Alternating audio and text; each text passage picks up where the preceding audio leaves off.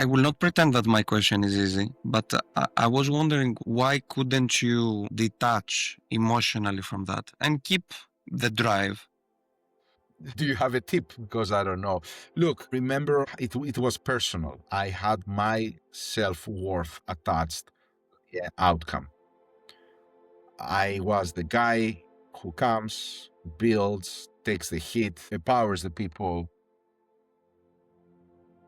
And then when there's chaos, I can see a way to navigate. And that brings the outcome, and the outcome brings more challenges. And I'm like a junkie for that. That tendency, what I felt is what I'm built to make and to do. And this is where I thrive, this is where I enjoy it, and this is like a pot of gold in the end of the rainbow. The problem is that, the rainbow wasn't always there, or it was hard to find the end of it. I am seeing that a lot, and I have been there, and I am probably still there. People attaching their self-worth to something they cannot entirely control.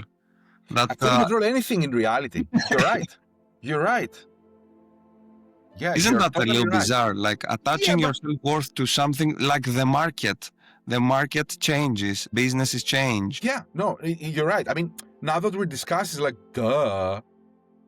But were you into it when you have convinced yourself that this is how my worth is measured? It's insane. And this is where I was like, I don't want to do that anymore.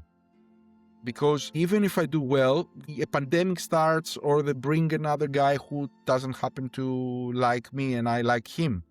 And that ruins everything. And you're like, this is completely out of my control. And the market changes is part of my job. I run the whole revenue. If the market changes, I need to see it.